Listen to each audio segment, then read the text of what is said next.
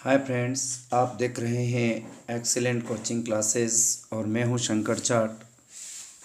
हाल ही में शिक्षा विभाग कार्यालय निदेशक माध्यमिक शिक्षा राजस्थान बीकानेर द्वारा दिनांक 18/1/2022 को कोविड परिस्थितियों के मद्देनज़र आगामी 3 माह की जो शिक्षण कार्य योजना प्रस्तुत की गई है, जिसको स्टार नाम दिया गया है।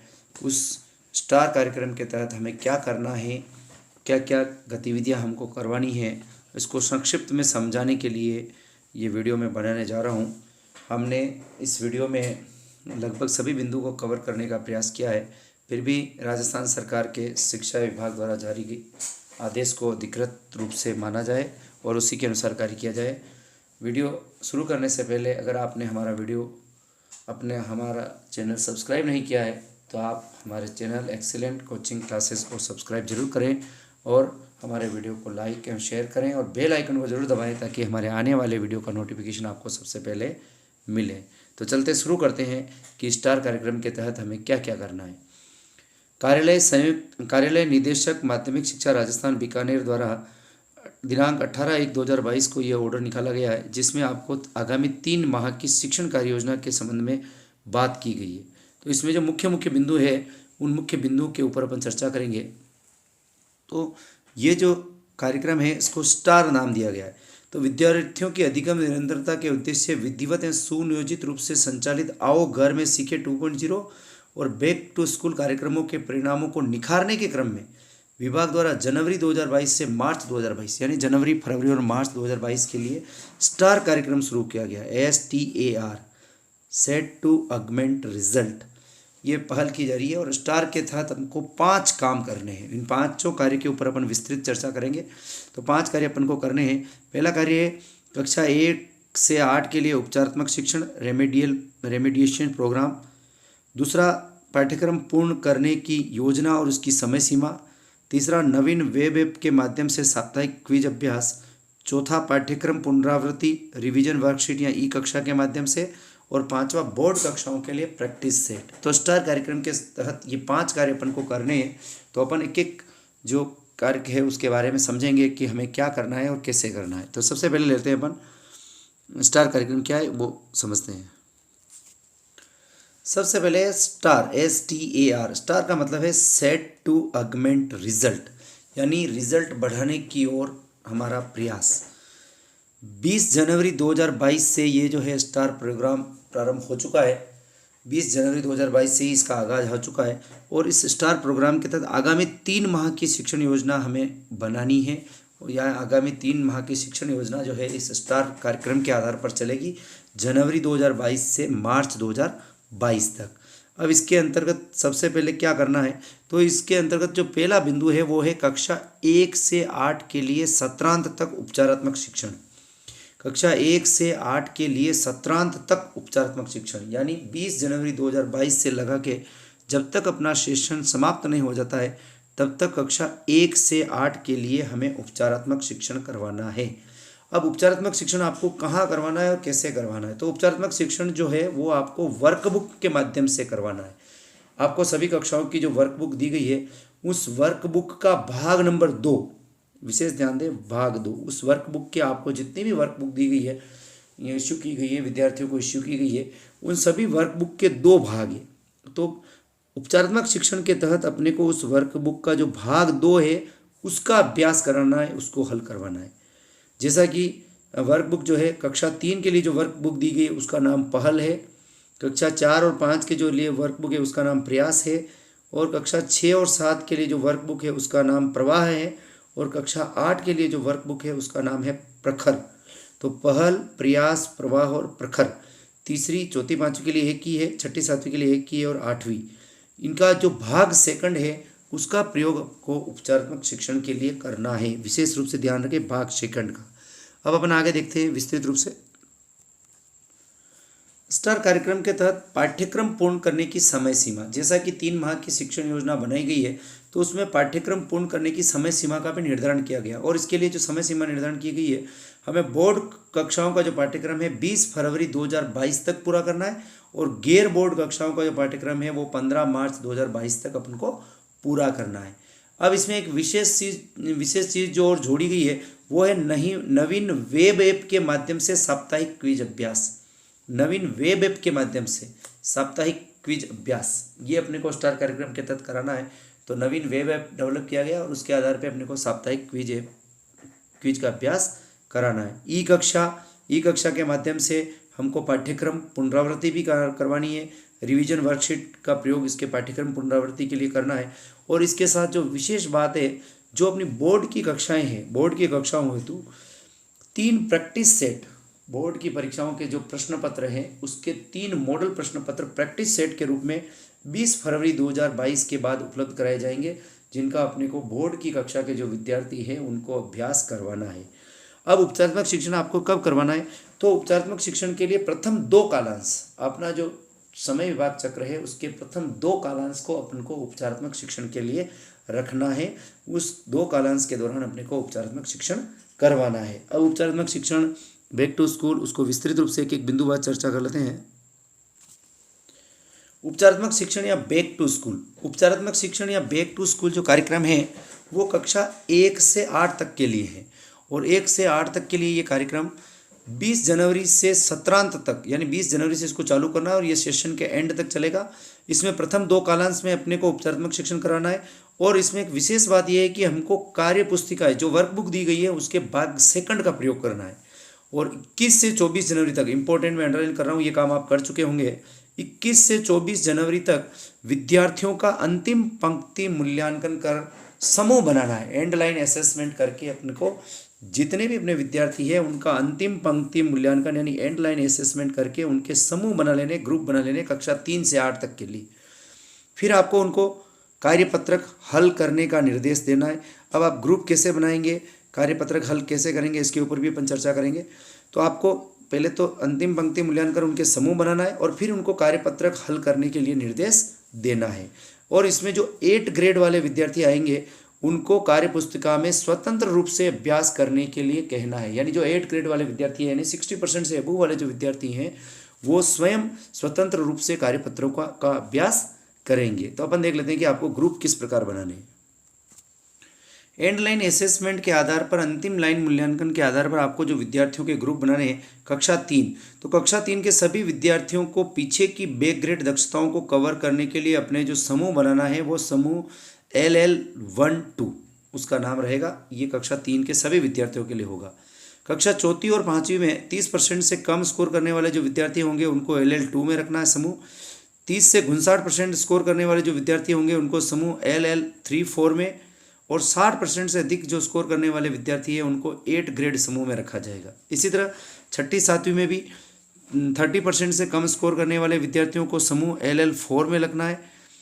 30 से 59% तक स्कोर करने वाले विद्यार्थियों को समूह LL5-6 में रखना है और 60% से अधिक स्कोर करने वाले विद्यार्थी को 8 ग्रेड समूह में रखना है। इसी तरह 8वीं कक्षा में 30% से कम स्कोर करने वाले विद्यार्थी को समूह LL5 में रखना है। 30 से 59% तक स्कोर करने वाले विद्यार्थी को समूह LL6-7 में रखना है और 60% से अधिक स्कोर करने वाले विद्यार्थी को 8 ग्रेड समूह में रखना है। तो इसमें आपको हर क्लास में 8 ग्रेड वाले जो विद्यार्थी होंगे उनको स्वयं वर्कबुक का अभ्यास करने के लिए कहना है और बाकी का जो दूसरे समूह वाले विद्यार्थी है उनका उपचारात्मक शिक्षण आपको पहले और दूसरे कालांश में कराना है। अब इन समूह के आधार पर उनको कार्यपुस्तिका में कौन कौन से कार्यपत्रक हल कराने ये भी अपन देख लेते हैं। कक्षा 3, तो कक्षा 3 में जिन विद्यार्थियों का अपन ने LL12 डिसाइड किया है या जो अपने स्कोर के आधार पर LL12 में आए हैं उनको उनकी अंग्रेजी की वर्कबुक का पेज नंबर 51 से पेज नंबर 106 का अभ्यास कराना है LL वाले को, LL12 वाले को। और उनको हिंदी में लर्निंग लेवल 1-2 वाले को पेज नंबर 51 से पेज नंबर 104 तक जो वर्कशीट है उनका अभ्यास कराना है। और गणित में उनको LL2 वाले 1-2 वाले जो विद्यार्थी हैं उनको पेज नंबर 51 से पेज नंबर 106 तक का अभ्यास करवाना है। तो ये कक्षा 3 के लिए है। फिर आ जाता है कक्षा नंबर 4 और 5। कक्षा 4 और 5 के लिए जिनका लर्निंग लेवल अपन ने 2 निर्धारित किया है उनको पेज नंबर 53 से पेज नंबर 67 का अभ्यास कराना है। LL2 वाले को 53 से 67 का अभ्यास कराना है अंग्रेजी में, और 3-4 वाले जो विद्यार्थी हैं उनको पेज नंबर 70 से पेज नंबर 109 का अभ्यास कराना है अंग्रेजी में। इसी तरह चौथी पाँचवीं में हिंदी में आपको LL2 वाले जो विद्यार्थी हैं उनको पेज नंबर 54 से 66 का अभ्यास करना है, और LL3-4 वाले जो विद्यार्थी हैं उनको 67 से 110 तक का अभ्यास करना है। इसी तरह गणित में LL2 वाले जो विद्यार्थी है कक्षा चौथी पाँचवीं में उनको पेज नंबर 59 से पेज नंबर 87 का अभ्यास कराना है, और LL यानी लर्निंग लेवल 3-4 वाले जो विद्यार्थी है उनको पेज नंबर 89 से लगा के पेज नंबर 139 का अभ्यास कराना है। तो ये था अपने कक्षा 4-5 के लिए। इसी तरह कक्षा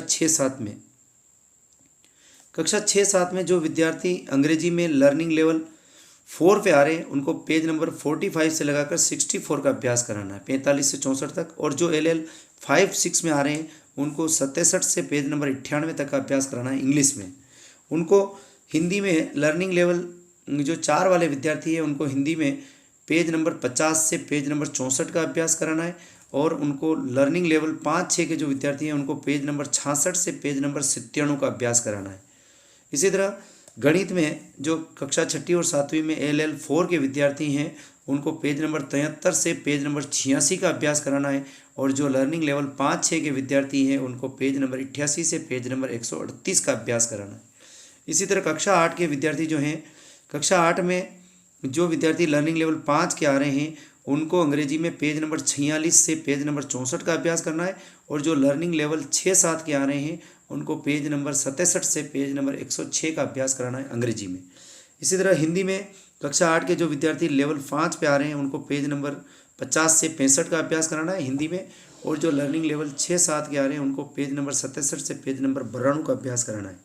इसी तरह गणित में जो विद्यार्थी कक्षा 8 के LL5 पे आ रहे हैं उनको पेज नंबर 68 से पेज नंबर 90 का अभ्यास कराना है, और जो लर्निंग लेवल 6-7 पे आ रहे हैं उनको पेज नंबर 93 से लगा के पेज नंबर 125 तक का अभ्यास कराना है। तो इस प्रकार आपको पेज नंबर उनको बता देने हैं कि इस पेज से आगे आपको अभ्यास करना है, और 8 ग्रेड पे जो भी विद्यार्थी आ रहे हैं वो अपने हिसाब से उनको स्वतंत्र रूप से वर्कशीट हल करने के लिए छोड़ देना है, उनको स्वतंत्र रूप से वर्कशीट हल करने के लिए कहना है।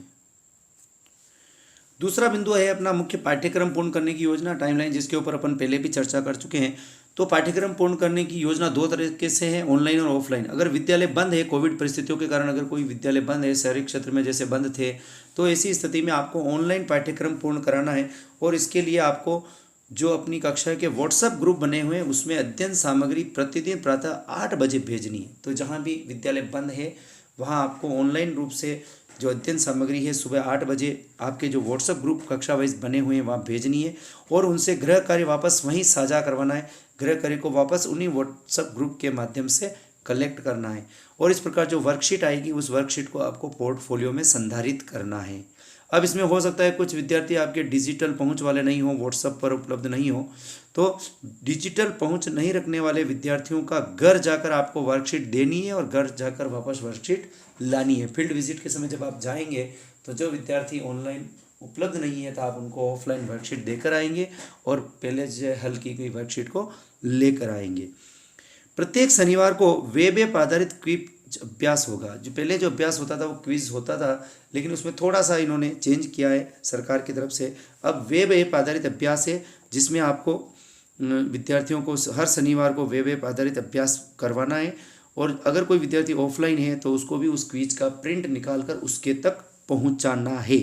ये था ऑनलाइन पाठ्यक्रम पूर्णता की योजना है। इसी तरह ऑफलाइन पाठ्यक्रम पूर्णता की जो योजना है उसमें आपको ऑनलाइन के साथ साथ नियमित शिक्षण भी कराना है। यानी ऑनलाइन जो ग्रुप में सामग्री भेज रहे हैं वो तो हमें भेजनी ही है, लेकिन अगर हमारा विद्यालय संचालित है, विद्यालय चल रहा है, तो हमें ऑफलाइन भी पढ़ाना है। यानी ऑनलाइन के साथ साथ नियमित ऑफलाइन शिक्षण भी कराना है। लेकिन एक बात का ध्यान रखना है कि जो विषय वस्तु ऑनलाइन आ रही है वही चीज़ हमें ऑफलाइन अपनी कक्षा में पढ़ानी है। किसी विषय पर, किसी टॉपिक पर अगर ऑनलाइन कोई सामग्री नहीं है और वो आपके पाठ्यक्रम में है तो उसको आपको ऑफलाइन रूप से पढ़ाना है। आगे देख लेते हैं। अब ये जो पाठ्यक्रम पूर्ण करने की जो समय सीमा तय की गई है वो बोर्ड कक्षाओं के लिए 20 फरवरी 2022 तक, यानी कक्षा 8वीं 10वीं और 12वीं के लिए आपको 20 फरवरी 2022 तक पाठ्यक्रम पूरा करना है, और जो गैर बोर्ड कक्षा हैं उनके लिए आपको 15 मार्च 2022 तक पाठ्यक्रम पूरा करना है।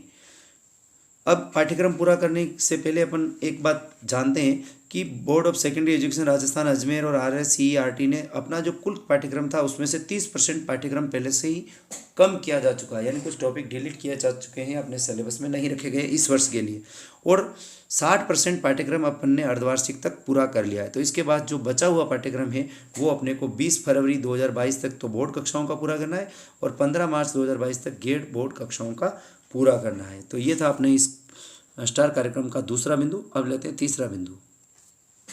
तीसरा बिंदु है नवीन वेब ऐप के माध्यम से साप्ताहिक क्विज अभ्यास। तो ये एक नया बिंदु जोड़ा है। इसमें वेब ऐप जो है प्रोग्रेस PWA इसको नाम दिया गया, प्रोग्रेसिव वेब ऐप।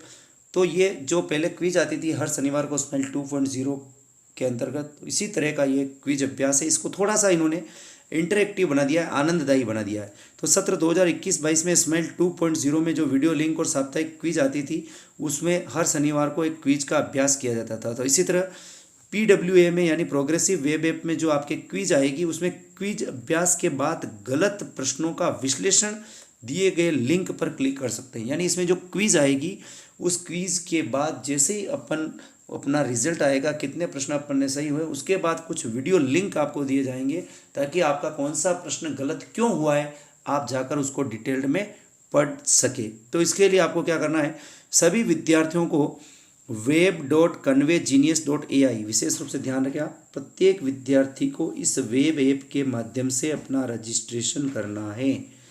web.conveygenius.ai इस वेब पर जाकर प्रत्येक विद्यार्थी को अपना रजिस्ट्रेशन करना है।